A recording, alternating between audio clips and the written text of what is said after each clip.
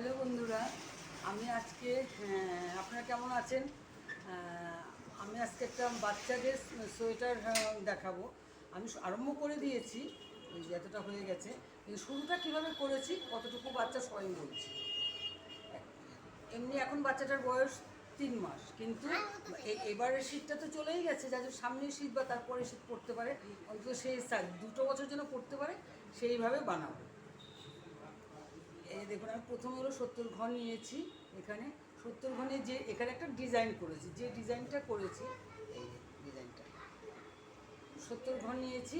নিয়ে এটাতে রিপ বুনলে ভাল লাগে না, সেই জন্য নিচে একটা ডিজাইন, তো ওই ডিজাইনটা দেখতে সুন্দর লাগে ঢেউ ঢেউ মতো, সেই জন্য আমি নিচে রিপ বুনিনি। এইভাবে মানে শুরু থেকে একদম এইভাবেই বুনে গেছি। যেটা ডিজাইনটা যেটা করেছি, ডিজাইনটা বলছি আমি। প্রথমে মানে যে এক একটা এইটুকু পোর্শানে, এইখান থেকে এইটুকু পোর্শানে একটা করে ডিজাইনের মানে ঘরের মাপ আছে আর কি। তারপরে এই পোর্শনটা হওয়ার পরে আবার এইখান থেকে এই পর্যন্ত একটা ঘরের মাপ আমি বলছি। প্রথমে হলো 2টো জোড়া, তারপরে 4টে ঘর সামনে, 4টে ঘরই সামনে সুতো এনে সোজা, একটা একটা করে সামনে সুতো এনে একটা, সামনে সুতো এনে একটা, সামনে সুতো এনে একটা, সামনে সুতো এনে একটা, এইভাবে। তারপর আবার 2টো জোড়া, এটা হলো একটা পোর্শন হবে, মানে পুরোটা একসঙ্গেই হবে কিন্তু এইভাবে ডিজাইনটা আর কি। তারপর আবার তারপরে হচ্ছে মানে যার যার জন্য মানে এইখান থেকে শুরু করে এই পর্যন্ত হতে গেলে মানে প্রথমে 2টো জোড়া, তারপরে 4টে সামনে সুতো এনে, তারপর আবার 4টে সামনে জোড়া, তারপর আবার 4টে সামনে সুতো এনে, এইভাবে মানে অ্যাকচুয়ালি প্রতিটা পার্ট হলো এইটুকু করে, তাহলে ঘরের মাপটা ঠিক থাকবে। একটু হেরফের হয়ে যায়, ডিজাইনটা ভুলভাল হয়ে যাবে। আমি বলছি, প্রথমে 2টো সোজা, 2টো জোড়া, প্রথমে 2টো জোড়া সামনে মানে সোজা কাটাই, 2টো জোড়া, তারপরে 4টে সামনে সুতো এনে আবার 2টো জোড়া, তারপরে আবার 2টো জোড়া, তারপরে সামনে সুতো এনে 4টে, আবার 2টো জোড়া, এইভাবে পুরোটা হবে আর কি। এইভাবে পুরোটা হবে। তারপর যদি এক্সট্রা ঘর থেকে যায় সেটা পাশে সোজা বুনে দেওয়া, সোজা বুনে দিতে হবে, কারণ এক্সট্রা ঘর যতক্ষণ পর্যন্ত আবার বেশি ঘর হয়ে গেলে তারপর যখন আবার ডিজাইনটা শুরু হবে তখন যাতে ওই মাপটা ঠিক থাকে সেইভাবে করতে হবে। কিন্তু আমার যেহেতু এইটুকু ঘরেরই দরকার, সেই জন্য আমি আর সেটা করিনি।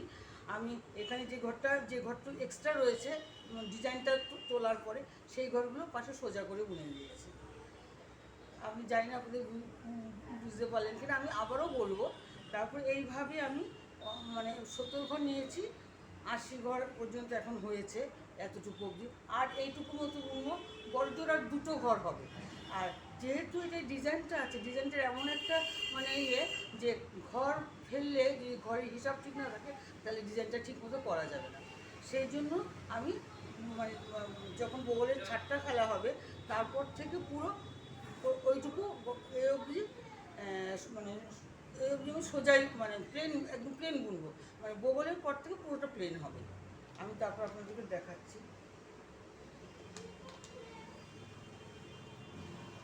এইটুকু এইটুকু অবধি আপনারা ডিজাইনটা নিশ্চয়ই বুঝতে পারলেন। ডিজাইনটা কিন্তু দেখতে খুব সুন্দর, ঢেউ ঢেউ মতো। এই যে এখানে হলো 2টো জোড়া, এখানে হলো 2টো জোড়ার পরে এক্সট্রা ঘর ছিল, হিসাব করে আমি দেখে নিয়েছি যে এক্সট্রা ঘর আছে, সেই এক্সট্রা ঘর দুটো আমি প্লেন বুনে নেব।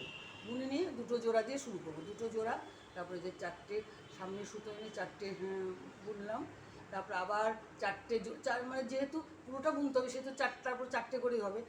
4টে জোড়া, 4টে সামনে সুতো এনে, 4টে জোড়া, 4টে সামনে সুতো এনে, 4টে জোড়া, 4টে সামনে সুতো এনে, তারপর 2টো জোড়া, মানে তাহলে ঘরের হিসাবটা ঠিক থাকবে। আর তারপরে যেগুলো এক্সট্রা ঘর এদিকে এদিকে সেটা দেখে নিতে হবে আগে, ডিজাইন করার পর কতটা ঘর এক্সট্রা থাকছে সেটা প্লেন বুনে দিতে হবে।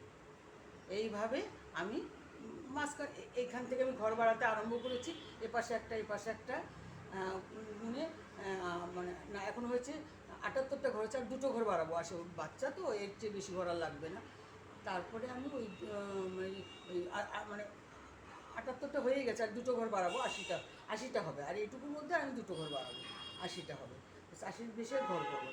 তারপরে আমি এইটুকু করার পরে আমি আপনাদেরকে আবার দেখাবো, কেননা এইখান থেকেই বগলের ছাদটা করবো। ছোটো বাচ্চা তো বেশি, আর এইটুকু বড়জোর করবো প্লেন, মানে ডিজাইনটা আর কি, এইটুকু বড়জোর করবো, তারপরে বগলের ছাদ ফেলে বাকিটা প্লেন করবো।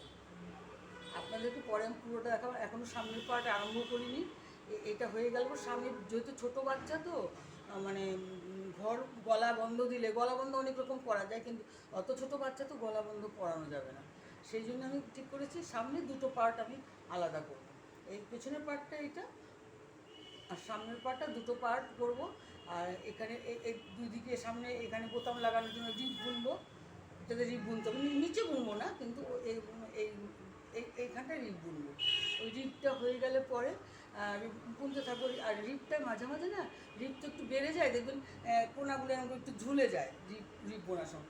সেই জন্য আমি আর আমি দুটো পার্ট একসঙ্গেই করব, কেননা আমি কোথায় ঘর বাড়াচ্ছি, কোথায় রিপ বোনাতে একটা করে গ্যাপ দিচ্ছি, মানে রিপ বোনার সময় অন্তত এতটা যেটুকু হবে তার মধ্যে অন্তত আমার 6-7টা রিপে গ্যাপ দিতে হবে। গ্যাপ দিলে এইখানে ঝুলটা ঠিক থাকবে, মানে রিপটা যে হবে এটা ঝুল নিচ দিকে ঝুলে যাবে না। আর এমনি রিপ বুনে গেলে না পরের দিকে একটু বড়ো হয়ে যায় নিচটা, এরকম কোনা মতো হয়ে বেরিয়ে যায়, সেটা ভালো লাগে না দেখতে। কিন্তু আমি সেটা যখন করবো আমি সেটা আপনাদের দেখাবো। আর মাঝে মাঝে গ্যাপ দেবো, মানে রিপ অব্দি আসবো, এসে আবার মানে ফেরত চলে যাবো, রিপটা বুনবো না, পরের কাটা আবার বুনে যাবো। এরকম 6-7বার দুটো দিকে একই সঙ্গে মানে ইয়ে করতে হবে, গ্যাপটা দিতে হবে, তা নাহলে দু রকমের হয়ে যাবে। আর বোতাম যখন করব, বোতাম যদি আমি বোতাম দিই, এখনও সে ঠিক করিনি, যদি বোতাম ঘর দিই, বোতাম লাগাই, তাহলে আমি বোতামের জায়গা অবধি এসে একটা সামনে সুতো এনে একটা ঘর করলে একটা ফাঁকা পড়ে যাবে, ওইটাই বোতামের ঘর হয়ে যাবে। বাচ্চাদের চোখে তো বেশি বড় বোতাম লাগালে, শার্টের যা বোতাম, শার্টের বোতাম লাগালেই হয়ে যাবে। সেটা হচ্ছে কালার একটু এটার সঙ্গে ডিপ লাল ভাল লাগবে, কালো ভাল লাগবে, যে রঙেরই বোতাম মানে সেরকম ঠিক করেছে আর কি। দেখি পরে সেটা আমি আপনাদের জানাবো। আর শার্টের বোতামগুলোর যে মাপ, আমি যে সামনে সুতোনে যেটুকু ঘর হচ্ছে যে এরকম ফাঁকা হবে, সামনে সুতোনে দেখুন, সামনে সুতোয় না বুনলে এইটুকু ফাঁকা হবে, এইটুকুতেই শার্টের বোতাম একদম ঠিকঠাক মাপ মতো হবে, কারণ আমি আগেও করেছি, একদম ঠিকঠাক মাপ হবে। বেশি অত ছোটো বাচ্চার বেশি বড় বোতাম ভালো লাগবে না। ঠিক আছে, আমি আবার এরপরে যখন দেখাবো মানে বগল ফেলবো তখন আমি আপনাদের আরেকবার দেখাবো।